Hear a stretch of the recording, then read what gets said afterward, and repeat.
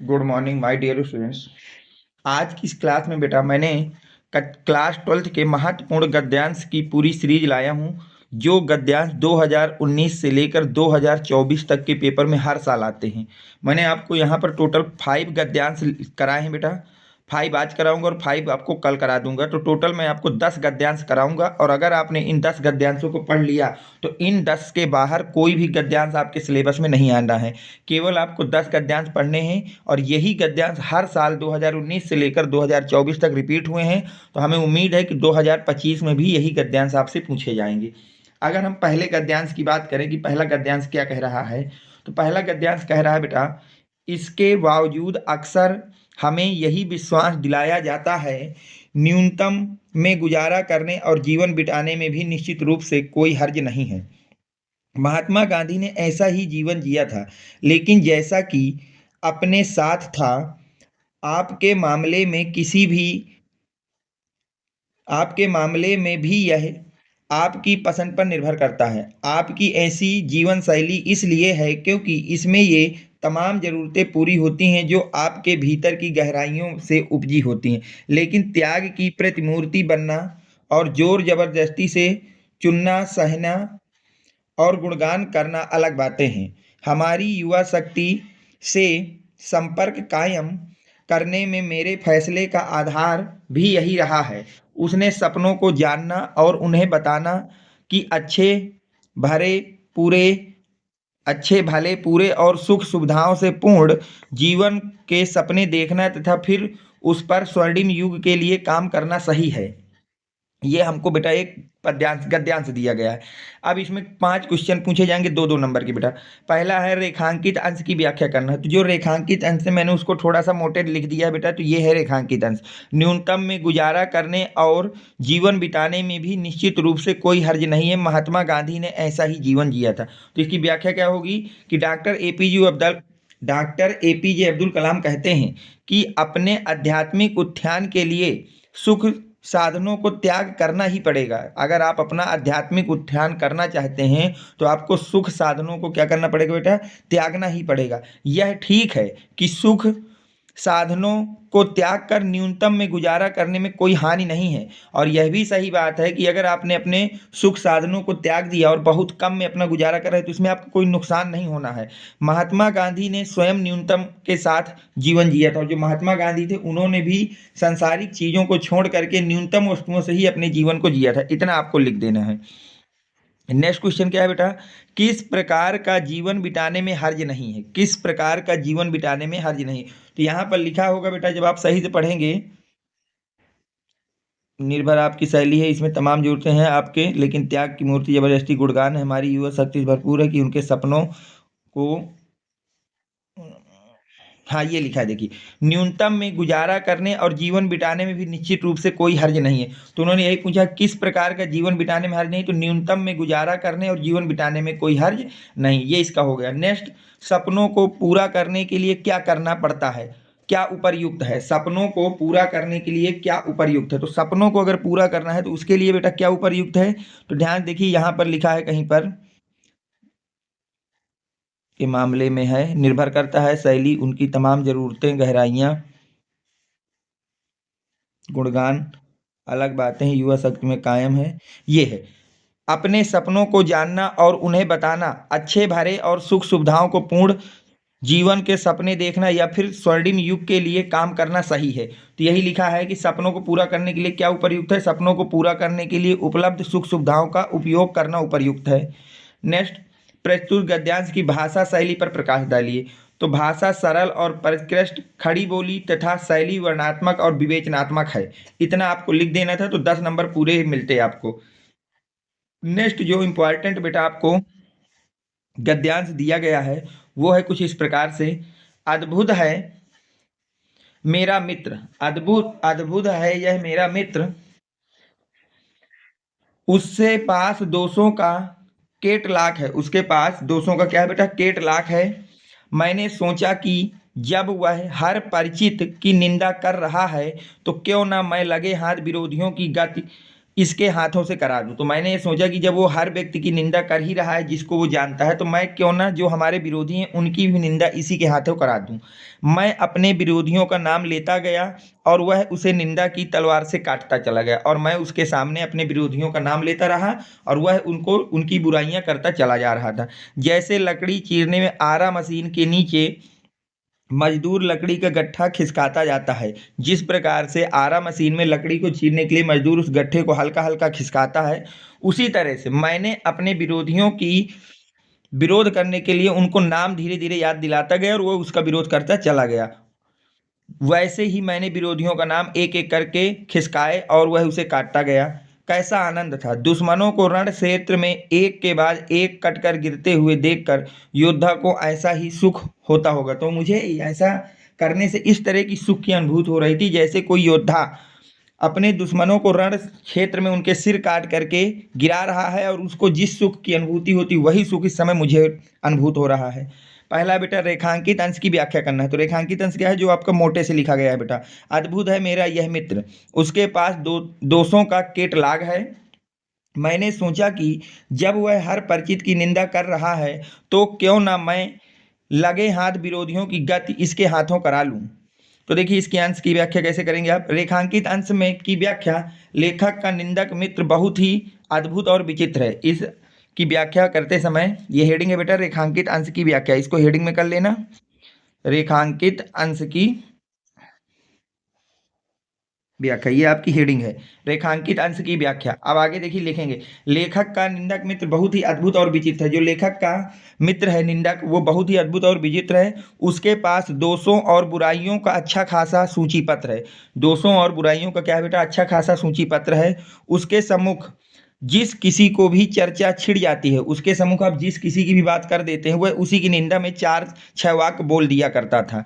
लेखक के मन में विचार आया कि क्यों ना वह भी अपने कुछ परिचितों की जो उसके विरोधी हैं निंदा उसके माध्यम से करवा ले। ये इसका व्याख्या हो गई बेटा। नेक्स्ट, योद्धा को क्या देखकर निंदक के जैसा ही सुख प्राप्त होता है। योद्धा को क्या देखकर निंदक के जैसे ही सुख प्राप्त होता है? यहाँ लिखा है, दुश्मनों को रण क्षेत्र में एक के बाद एक कटकर गिरते हुए देखकर योद्धा को ऐसा ही सुख प्राप्त होता है।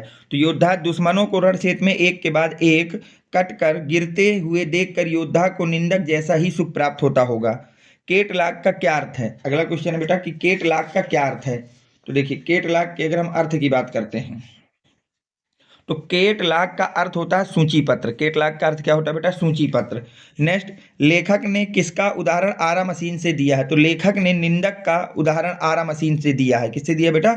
आरा मशीन से दिया है। नेक्स्ट क्वेश्चन बेटा, लेखक ने अपने विरोधियों की गति किसके हाथों कराने का विचार किया। लेखक ने अपने निंदक की जो गति है वो किसके हाथों कराने का विचार किया था। तो देखिए लेखक ने अपने विरोधियों की गति निंदक मित्र के हाथों कराने का विचार किया था। तो ये आपके 5 क्वेश्चन और मोस्ट इंपॉर्टेंट गद्यांश हो गया। अगला इंपॉर्टेंट गद्यांश जो आपको तैयार करना है बेटा वो ये है, मैंने बहुतों को रूप से पाते देखा है, बहुतों को धन से और गुणों से भी बहुतों को पाते देखा था, पर मानवता के आंगन में समर्पण और प्राप्ति का यह अद्भुत सौम्य स्वरूप आज अपनी ही आंखें देखा कि कोई अपनी पीड़ा से किसी को पाए और किसी को उत्सर्ग सदा किसी को पीड़ा के लिए ही सुरक्षित रहे। ठीक है, अब देखिए इसकी बात करते हैं। तो उपर्युक्त गद्यांश के लेखक और पाठ का नाम लिखना है। तो उपर्युक्त गद्यांश के लेखक हैं कन्हैया लाल मिश्र उर्फ प्रभाकर, कन्हैया लाल मिश्र उर्फ प्रभाकर। और पाठ का नाम है बेटा रॉबर्ट नर्सिंग होम। पाठ का नाम क्या है? रॉबर्ट नर्सिंग होम में, रॉबर्ट नर्सिंग होम में। ये याद रखना बेटा, इस पाठ से गद्यांश बहुत ज़्यादा पूछे जाते हैं बेटा, तो इसलिए ये बहुत ही मोस्ट इंपॉर्टेंट कैटेगरी में इसको रखना। पहला क्वेश्चन ये हो गया। प्रायः गुणी व्यक्ति का लोगों पर क्या प्रभाव पड़ता है।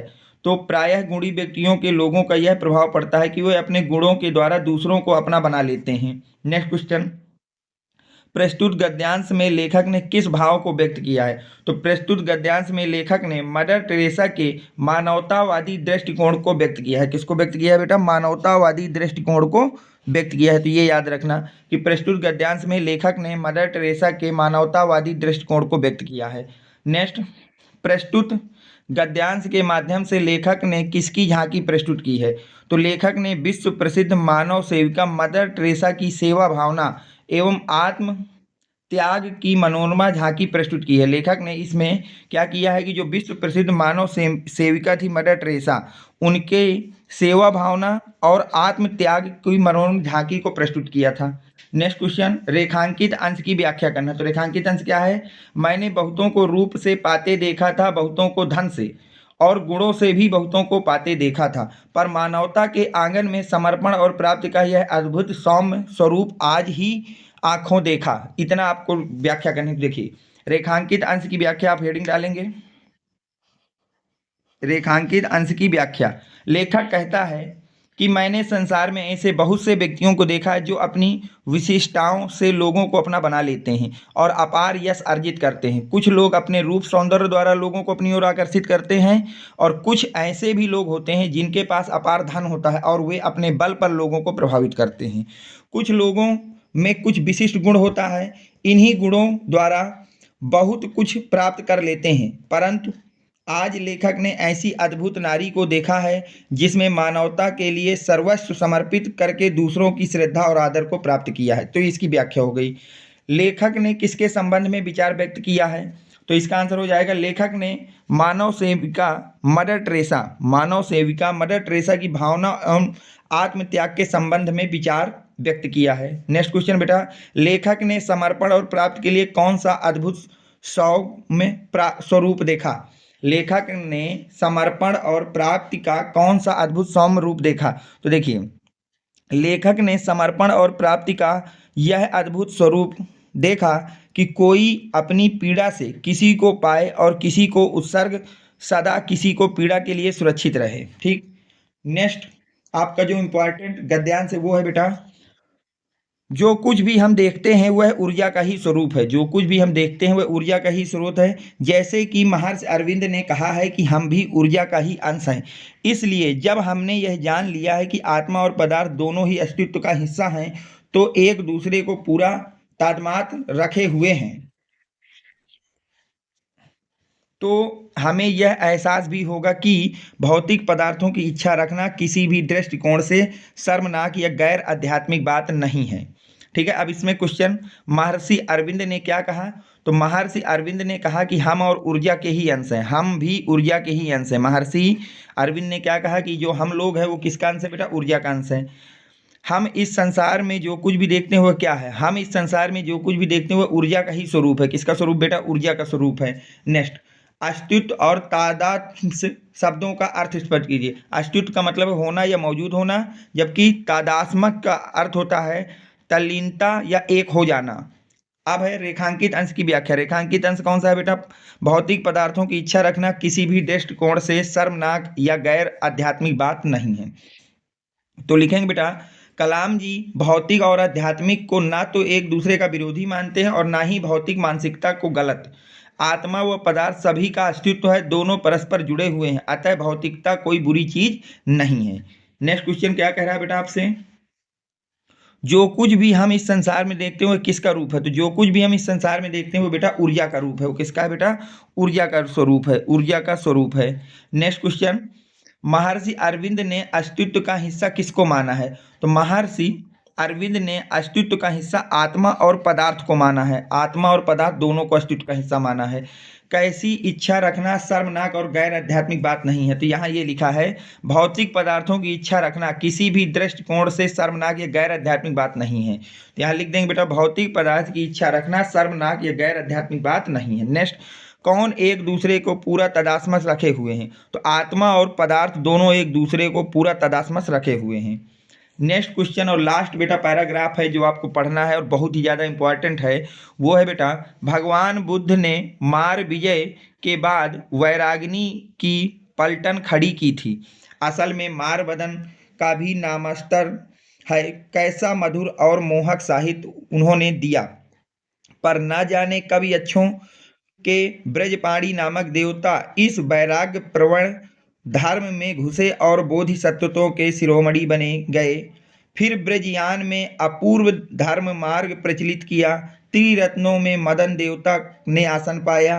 वह एक अजीबो आंधी थी।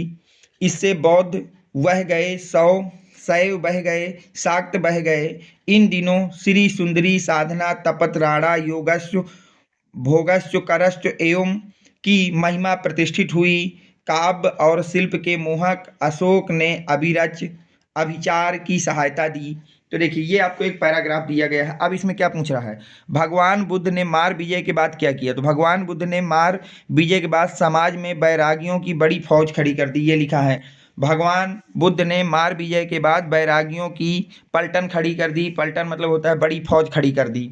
नेक्स्ट, बोधिसत्वों का शिरोमणि कौन बन गया। तो बोधिसत्वों का शिरोमणि यक्षों का देवता ब्रजपाणी यानी कि इंद्र बन गया। कौन बन गया बेटा, इंद्र बन गया। बोधिसत्व और अभिसार शब्दों का अर्थ स्पष्ट कीजिए। तो बोधिसत्व का अर्थ होता है बुद्धत्व प्राप्त करने वाला, बुद्धत्व प्राप्त करने वाला। जबकि अभिचार का अर्थ होता है बुरे कर्मों के लिए मंत्र का प्रयोग करना। बुरे कर्मों के लिए क्या करना बेटा, मंत्र का प्रयोग करना। नेक्स्ट है, मार शब्द किसका पर्यायवाची है, कि जो मार शब्द है वो किसका पर्यायवाची है। तो ध्यान से देखिए, मार शब्द कामदेव का पर्यायवाची है। किसका है बेटा, कामदेव का पर्यायवाची है। नेक्स्ट क्वेश्चन, उपर्युक्त गद्यांश में पाठ का शीर्षक व लेखक का नाम लिखिए। तो हमको पता है बेटा कि ये किससे लिया गया, अशोक के फूल नामक शीर्षक से लिया गया है और इसके लेखक हैं आचार्य हजारी प्रसाद द्विवेदी। कौन है बेटा, आचार्य हजारी प्रसाद द्विवेदी। नेक्स्ट, रेखांकित अंश की व्याख्या कीजिए। तो रेखांकित अंश क्या है बेटा, रेखांकित अंश है उन दिनों श्री सुंदरी वाला ये पूरा सहायता दी तक आपका रेखांकित अंश है। तो इसकी व्याख्या करना है। तो देखिए व्याख्या आप कैसे करेंगे। उस समय धन और सुंदरी की प्राप्ति का सर्वोच्च साधन माना गया। इन्हीं दोनों के योग और भोग के रूप में प्राप्त करना जीवन का लक्ष्य बन गया। जिसने इन दोनों को जितना अधिक उपयोग किया वह अपने प्रतिष्ठित संत के रूप में सम्मान पाने लगा। इस कुलसित वातावरण से काव्य और कला के मोहक प्रतीक अशोक भी अछूता न रहा। उसने भी दोहद कर्म के रूप में समाज में व्यभिचार को बढ़ावा देने में बड़ी भूमिका निभाई। लास्ट क्वेश्चन है बेटा, श्री सुंदरी साधन तत्पराणा योगस्व भोगस्व करह एवं पंक्तियों का क्या आशय है। प्रस्तुत पंक्तियों का आशय है कि योग और भोग उन दोनों के हाथ में है जो श्री सुंदरी के साधनों के प्रति समर्पित है। जो श्री सुंदरी के साधनों के प्रति क्या है बेटा, समर्पित है। तो ये 5 मोस्ट इंपॉर्टेंट गद्यांश मैंने आज आपको करा दिए हैं। इनको अच्छी तरह से पढ़िए और कोई डाउट है तो कमेंट सेक्शन में लिख करके आप पूछ सकते हैं। ये श्योर हो जाइए कि ये 10 गद्यांश आपको याद करके ही हिंदी के पेपर को देने जाना है ताकि आपके गद्यांश के 10 नंबर बिल्कुल फिक्स रहें। Thanks for watching, next video coming soon.